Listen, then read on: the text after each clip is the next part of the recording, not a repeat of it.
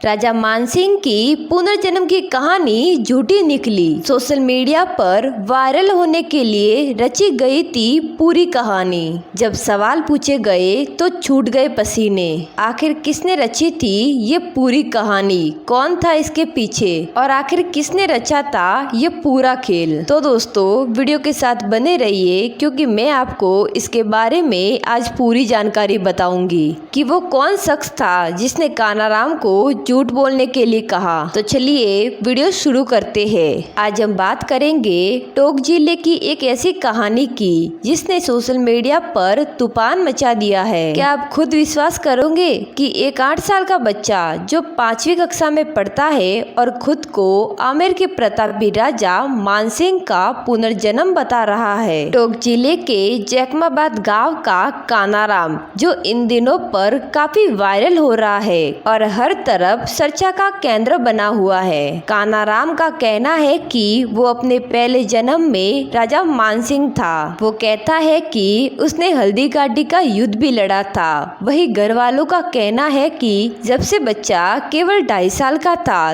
तब से खुद को राजा कहता है।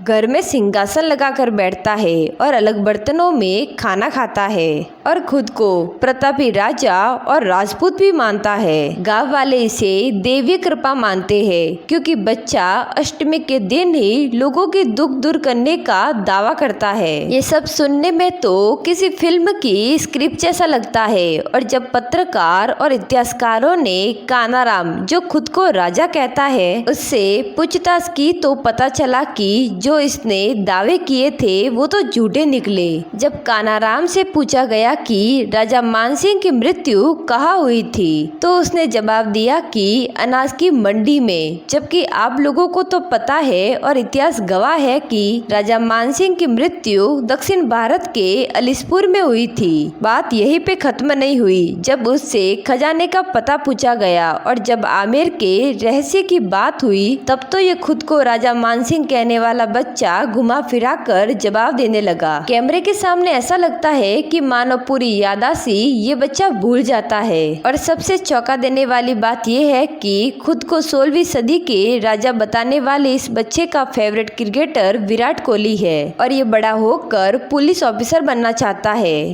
अब खुद आप लोग ही सोचिए, जो राजा हल्दी घाटी का युद्ध लड़ चुका है उसे भला पुलिस की नौकरी की क्या जरूरत। क्या वायरल होने के लिए यही सब कुछ बचा है कि सुबह उठो और सबको बोल दो कि मुझे पहचानो कि मैं वही राजा हूँ जिसकी फोटो तुम इतिहास की किताबों में देखते हो और जिसके युद्धों के बारे में तुमने किताबों में पढ़ा है। जो एक प्रतापी राजा था, मैं वही राजा हूँ जो कभी आमेर पर राज करता था। हमें तो यही लगता है कि या तो फिर बच्चे के घर वालों ने इसे कुछ ज्यादा ही कहानियां सुना ली है या फिर इतिहास की कुछ ज्यादा ही फिल्में देख ली हो। क्या कॉन्फिडेंस है इस बच्चे में। घर में सिंहासन लगाकर बैठता है, अलग बर्तनों में खाना खाना और गांव वालों को भक्ति के भाव में डुबा देना। अब जरा आप खुद ही सोचिए कि अगर ये सच में राजा है तो इनको पढ़ाई करने की क्या जरूरत है। इनको तो आमेर के महल जाकर अपनी गद्दी का हक मांग लेना चाहिए। अब सच बात तो ये है कि ये सारी बातें पुनर्जन्म कम और पब्लिसिटी स्टंट यानी मनोवैज्ञानिक प्रभाव ज्यादा लग रहा है। आपको ये बात तो पता होगी कि सोशल मीडिया के जमाने में लोग रातों रात वायरल होने के लिए कुछ भी करने को तैयार हो जाते हैं। वायरल होने के लिए कुछ लोग कहते हैं कि उन्हें पिछले जन्म का घर याद आ गया, तो कुछ लोग कहते हैं कि उन्हें पिछले जन्म का खजाने का पता मिल गया।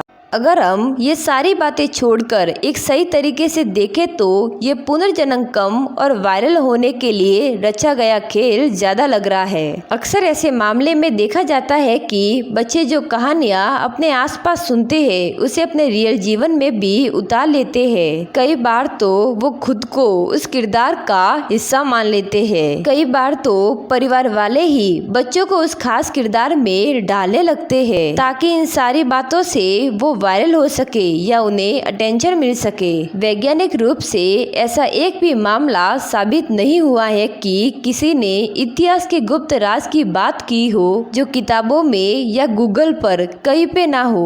अब आप खुद ही सोच लीजिए कि ये बच्चा अब तक ये नहीं बता पाया कि राजा मानसिंह की मृत्यु कहाँ हुई थी और आमेर महल की बनावट कैसी है ये भी नहीं पता। इससे ये तो साबित होता है कि ये आधा अधूरा ज्ञान है या सुनी सुनाई बातें हैं। कुछ लोग इसे आस्था से जोड़ते हैं तो कुछ लोग विज्ञान से। सब लोगों का अलग अलग दृष्टिकोण है। आपके इसके बारे में क्या राय है तो कमेंट में ज़रूर बताएं और वीडियो पसंद आई हो तो चैनल को सब्सक्राइब जरूर करें।